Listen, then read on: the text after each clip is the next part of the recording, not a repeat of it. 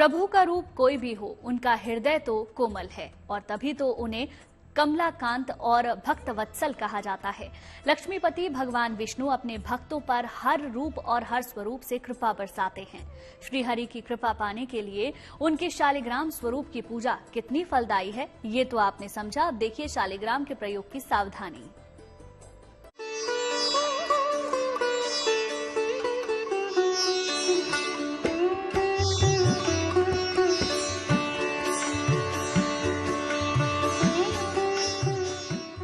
श्री हरि की कृपा से ही गतिमान है संसार। क्षीर सागर में माँ लक्ष्मी के साथ ध्यान मग्न रहते हैं भगवान। नारायण हर पल करते हैं जगत का कल्याण। श्री हरि का शिला स्वरूप है शालिग्राम।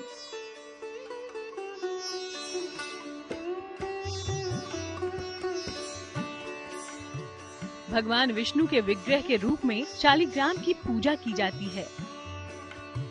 अब सवाल ये है कि भगवान शालिग्राम का पूजन कैसे किया जाए। तो चलिए आपको शालिग्राम की पूजन विधि भी बता देते हैं।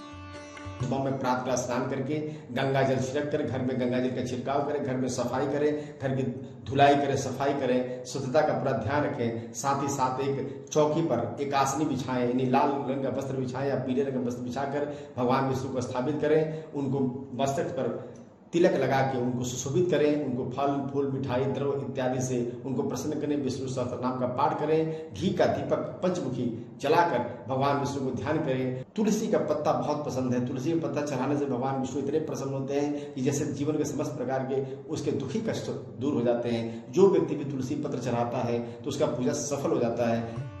प्रतिदिन जल और पंचामृत से शालिग्राम जी का अभिषेक करें, चंदन अर्पित करें, 5 फल या ऋतु फल अर्पित करें, तुलसी दल अवश्य अर्पित करें। बिना तुलसी दल के इनकी पूजा हो ही नहीं सकती। अगर घर में शालिग्राम है तो बिना दोनों वेला इनकी पूजा के आहार ग्रहण न करें। भगवान नारायण की कृपा से ही ब्रह्मांड में जीवन का संचार है।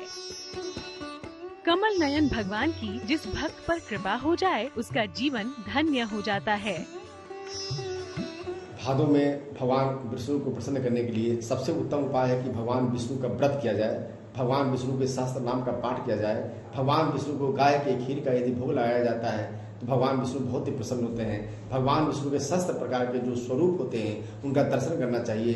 भगवान विष्णु का मंदिर यदि आसपास उपस्थित हो तो आज आप हम गुड़ का भोग लगाने से, चने का भोग लगाने से भगवान विष्णु की बड़ी कृपा प्राप्त होती है। भगवान विष्णु अपने भक्तों के लिए हृदय खोलकर आशीर्वाद देते हैं और उसकी जो भी मनोकामनाएं होती हैं उसकी मनोकामनाएं पूर्ण हो जाती हैं। और यह ऐसा जातक इहलोक नहीं परलोक में भी वास करता है।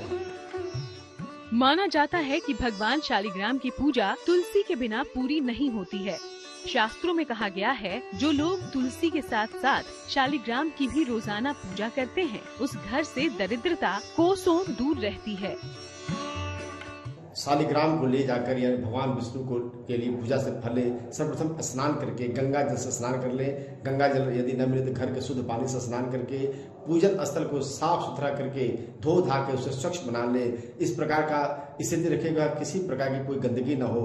साथ ही साथ वहां पर एक चौकी बिछाकर पीला रंग का या फिर लाल वस्त्र बिछाकर वहां पर भगवान विष्णु का शालिग्राम का उनका मूर्ति रखकर या उनका पत्थर रखकर उनका स्थापित करें। साथ ही साथ उनको लाल रोड़ी लगाकर उनको मस्तक पर अभिषेक करें और घी का दीपक जला के भगवान विष्णु के नाम से उनका ध्यान करें। इस प्रकार करने से भगवान विष्णु बहुत प्रसन्न होते हैं और इस प्रकार से विष्णु सहस्त्र नाम का पाठ करें या पाठ सुनने से भी भगवान विष्णु की बड़ी कृपा प्राप्त होती है। मान्यता है कि घर में सिर्फ एक ही शालिग्राम की शिला होनी चाहिए।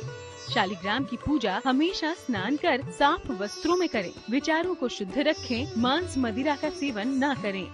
घर में शालिग्राम भगवान हैं तो उन्हें रोज पंचामृत से स्नान करवाएं। शालिग्राम को नियमित रूप से भोग अर्पित करें। घर में शालिग्राम हैं और आप इनकी ठीक से देखभाल नहीं कर पाते तो बेहतर होगा किसी नदी में प्रवाहित कर दें।